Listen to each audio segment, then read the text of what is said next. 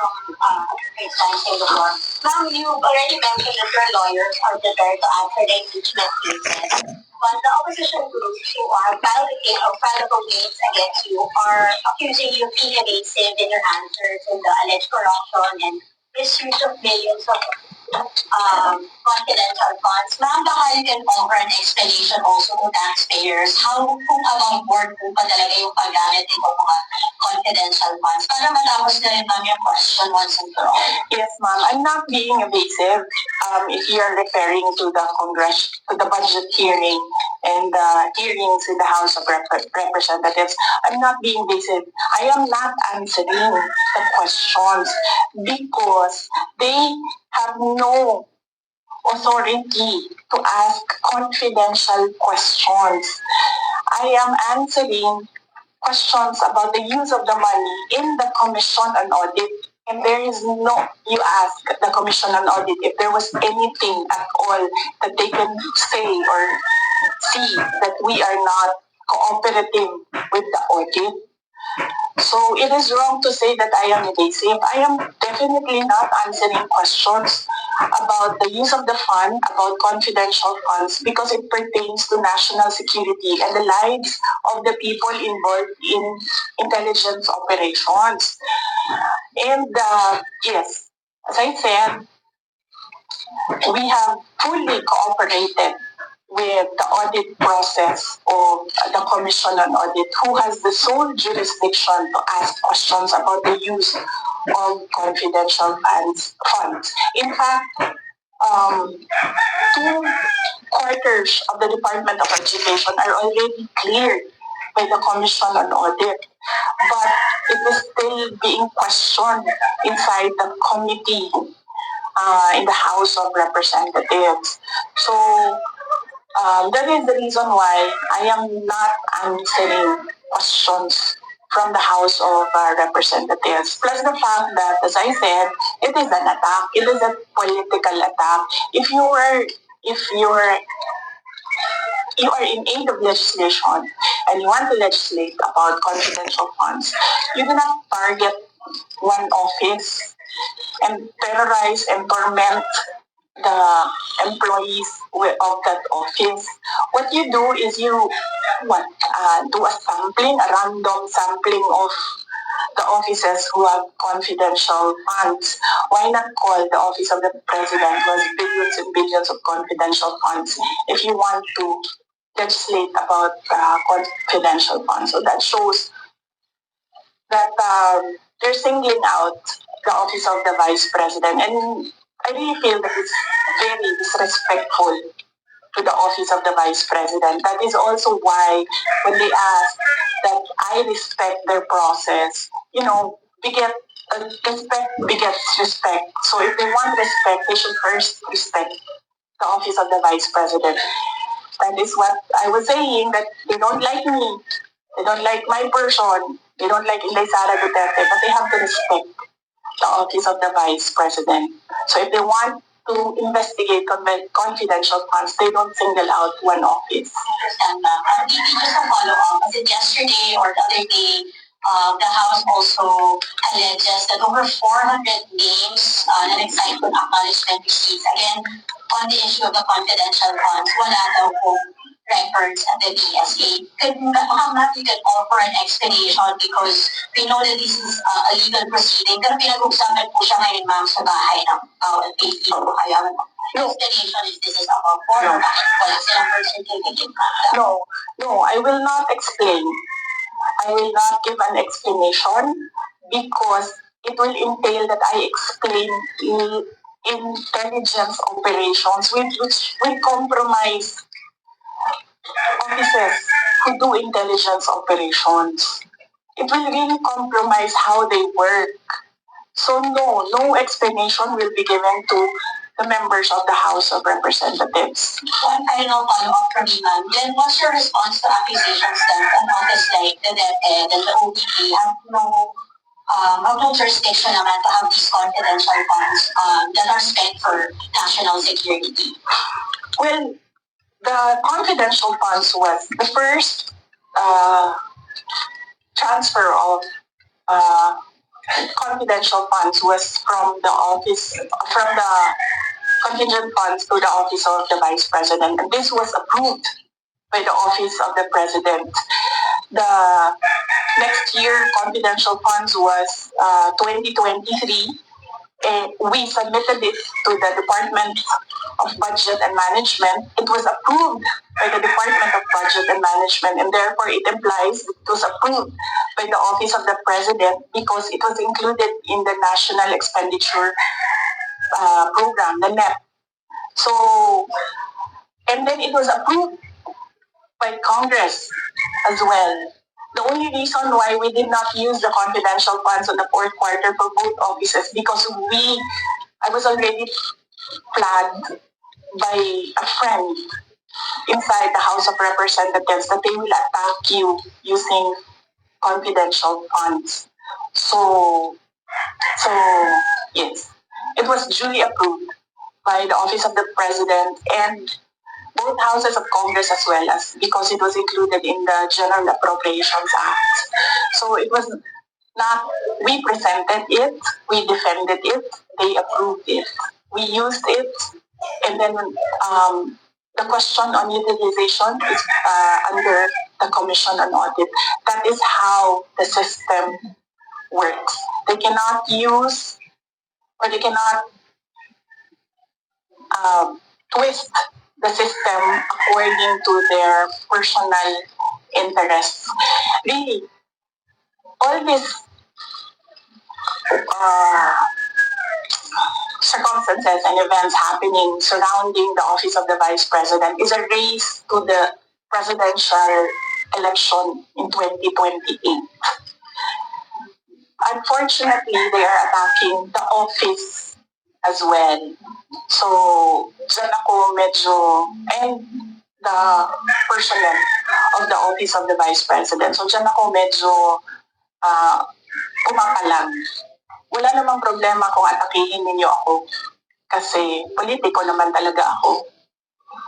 Pero may problema ako pag inatake yung opisina at yung mga kasamahan ko dito sa opisina ng pangalawang Pangulo na nagtatrabaho lang.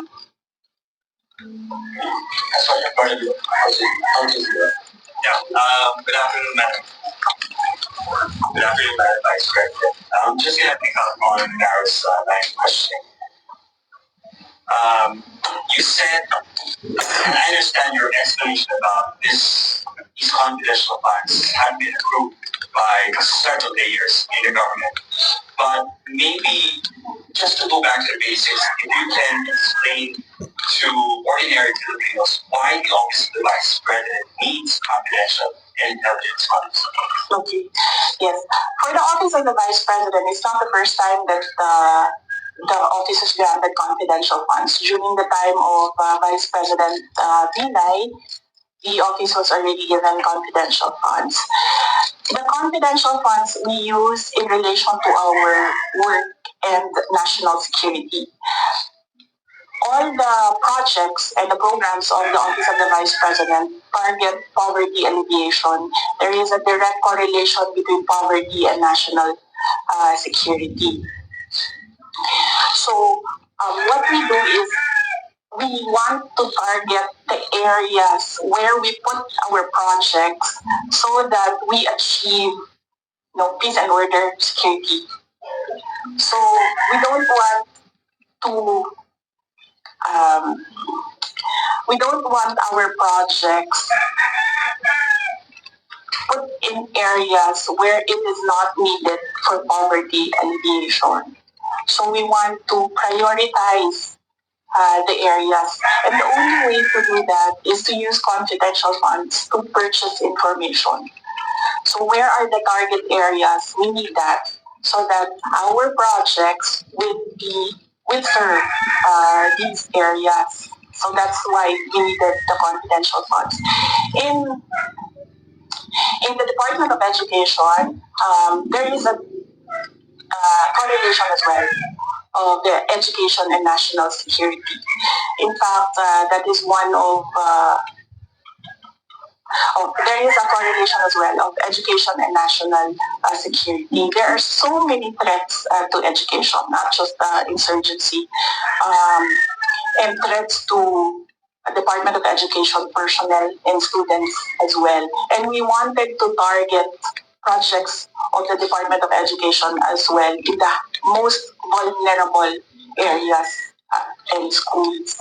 That is why we needed confidential funds. It's all about national security. And the position of the Office of the Vice President and the Department of Education is that national security is a holistic concept. It's not just one territorial defense, sovereignty. No, national security is about food security. It's about quality of education. It's about poverty alleviation and everything else that we need to do as a country to get us out of this poverty rut. But you are in the NDF-LCAP, so couldn't have your offices work with the NDF-LCAP as well as other government agencies that actually have national security mandates? In the NDF-LCAP, they are only about ano yung meaning ng LCAP? And local armed conflict. And local communities are conflict. And local, there, LCAP. So that is very specific to that local conflict and communism. So as I said, the projects and the programs of OBP target poverty alleviation, and there's so many factors affecting poverty, and there are so many threats to education, not just insurgency. But there are also other government agencies with national security mandates that you can work with. Your offices can work with. Yes, that is true, but we work far faster if we are allowed to purchase information and target our projects immediately on the certain school or certain barangay or certain municipality. We move faster if we can target our projects. Okay. Going back to confidential funds. That was also about confidential funds, but the names that are being verified by the Philippine Statistics Authority. I know you said that you can't explain because they're confidential in nature. Maybe just a yes or no, because other names have popped up aside from Mary Grace Gatos. We have Shirley McDonald, Fernando Tempora, Carlos Obishi, Raimonda Nova.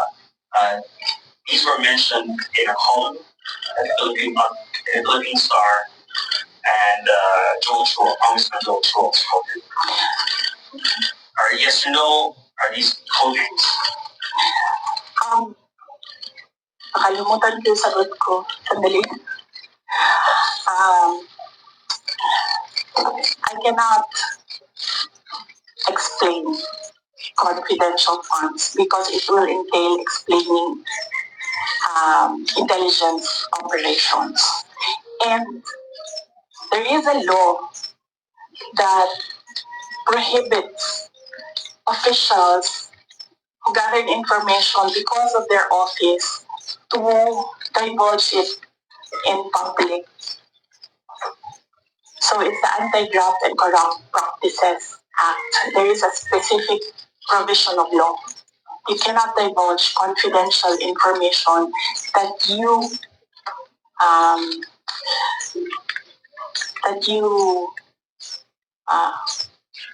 received while in office. You want me to say No, that's because that will add to cases that may be filed against me.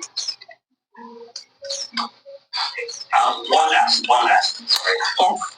Why the choice of the letter submitted to the NBI and an affidavit? Wait, hold on. I can answer. I can give you a very short answer with regard to ARs. I had nothing to do with the preparation of ARs. It went down to the grassroots level. So I had nothing to do with preparations of ARs.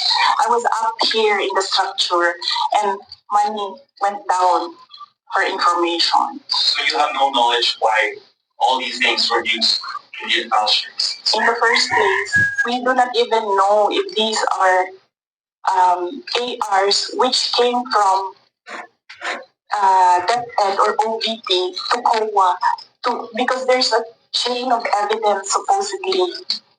In law, there's a chain of evidence, handling of evidence. So right now, nobody can really answer that because nobody knows if these ARs are true. Because we don't know if it came from us. That's what they're saying. That's what they're alleging. Yes, that's what they're saying. The OVP submitted to COA. Yes, but there is a legal process in the custody of evidence. So right now, we really cannot say if the ARs came from us because the ARs that are with us has not been checked with the ARs that are with them. You're denying that the ARs. No, I'm just saying that we do not even know if the ARs with us are the ARs that are with them because the ARs from the field, going to the office, going to COA, that's not how you do legal work. It's not how you do legal work. There's a very stringent process in evidence. That is why even if there is no law prohibiting a person from divulging confidential information, person cannot answer that because we do not know if that paper that they're holding was a paper that came from the OVP and the Ed. Because there was no marking of exhibits. That was what I was telling Congressman Chua. You cannot ask the OVP personnel to say yes or no to an exhibit that was not marked as real and true, as correct, and as a faithful reproduction of the evidence of the office. So would your offices then be willing to certify? No, because there is no question about that from the Commission on Audit. It's only a congressman saying that this paper and asking what is this paper about. There is no case. And that is to ask that about the paper is the sole jurisdiction of the Commission on Audit. So then if the Commission on Audit asks, That is what I was saying. We have been fully cooperative with the Commission on Audit. Everything that they asked for, we submitted. That is why there was a partial disallowance only. And even then, we are not yet finished with the process because we can still submit documents that are required by the Commission on Audit. That is the problem right now. As I said, they are doing work that they are not that is not under the mandate of the House of Representatives. They cannot audit. They cannot question at all. They cannot make me answer and say that we represent the taxpayers and you have to answer. No, I will only answer to the Commission on Audit because that is the body who can ask us questions about the fund use. next question, Katanungan, agency rep. Ma'am, on the issue of your budget not being reinstated or restored, your reaction first on the decision of the bicameral conference meeting? Well, we do not expect anything about the budget of the Office of the Vice President anymore. As I said,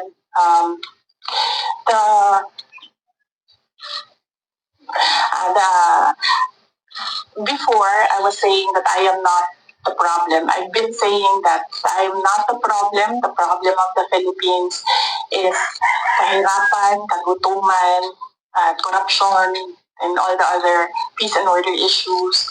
But it is clear right now that they consider me as the problem already. So I will not help them solve the problem.